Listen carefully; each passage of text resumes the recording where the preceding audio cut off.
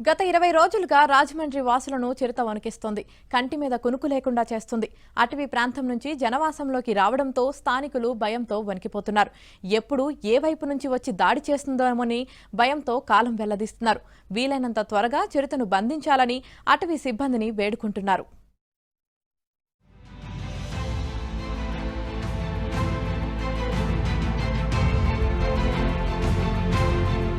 తూర్పుగోదావరి జిల్లా రాజమండ్రిలో చిరుత మరోసారి కలకలం సృష్టించింది. దివాన్ చెరువు అభయారణ్యం నుంచి జనావాసాల్లోకి పయనిస్తున్నట్లు అధికారులు గుర్తించారు. కడియపులంక దోసాలమ్మ కాలనీలో చిరుత సంచరిస్తున్నట్లు నర్సరీ రైతు మధు అధికారులకు సమాచారం అందించారు. దీంతో ఫారెస్ట్ అధికారులు రంగంలోకి దిగారు. పాదముద్రలు సేకరించి వాటి ఆధారంగా చిరుతగా నిర్ధారించారు.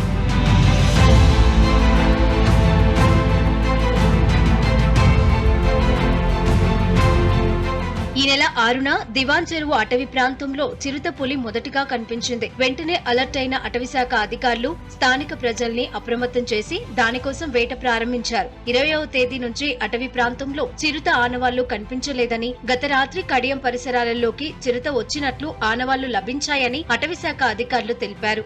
గత 20 రోజులుగా అంటే వినాయక చవితి ముందు రోజు నుంచి కూడా ఈ చిరుతని గమనించడం జరిగింది. ఫస్ట్ టైం 6వ తేదీన లాలా చెరువు దగ్గర వైజాగ్ లేదా ఎన్ఎస్టీఆర్ శ్రీశైలం మరియు తిరుపతి జూలు నుంచి వచ్చిన ఎక్స్పర్ట్ టీమ్స్ ఇవన్నీ కూడా ఈ చిరుత కదలికలను గమనించడానికి దాన్ని పట్టుకోవడానికి ప్రయత్నాలు చేస్తున్నారు. కానీ ఇప్పటి వరకు మనం సఫలీకృతం కాలేదు. గత రాత్రి 8 గంటలకి ఇక్కడ ఈ దాసాలమ్మ కాలనీ దగ్గర రోడ్డు క్రాస్ చేస్తుండగా ఒక ఆయన చూసానని చెప్పడం, ఇమీడియట్గా మా స్టాఫ్ అందరూ కూడా ఇక్కడ రావడం జరిగింది. రాత్రి నుంచి కూడా వర్షం పట్టడం వలన కొద్దిగా దాని పగ్మార్క్స్ ఒకచోటే అది ఎక్కడైతే రోడ్డు క్రాస్ చేసిందో అక్కడే లొకేట్ చేయడం జరిగింది. తర్వాత ఎక్కడ కూడా కనిపించలేదు.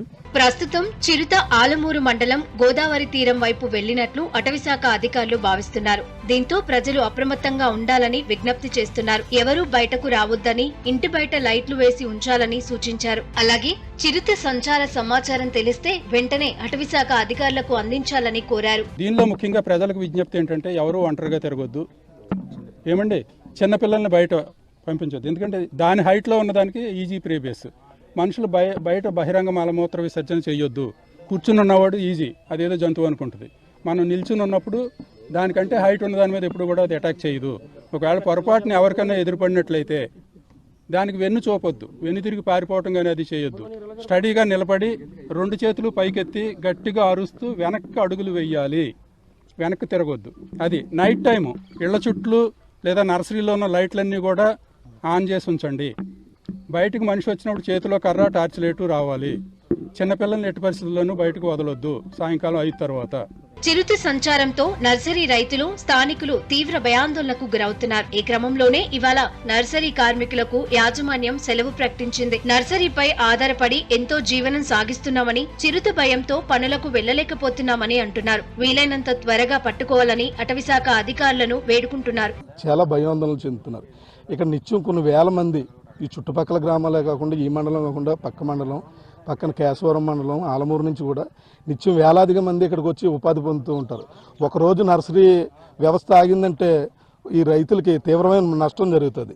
దాని గురించి అధికారులు చాలా త్వరగా, ఎంత వీలైతే అంత త్వరగా దీన్ని నిర్ధారించుకుని ఒక డ్రోన్ కెమెరాలు ఉపయోగించి, లేటెస్ట్ టెక్నాలజీని ఉపయోగించి దీన్ని పట్టుకుని వేరే ప్రాంతంలో సురక్షితంగా అటవీ ప్రాంతంలో వదిలేస్తే ఇక్కడ ప్రజలు స్థానికంగా ఊపిరి పీల్చుకుని నిత్యంగా తాము చేసుకునే పని ఎప్పటికప్పుడు మళ్ళీ యథావిధిగా చేసుకుంటారు.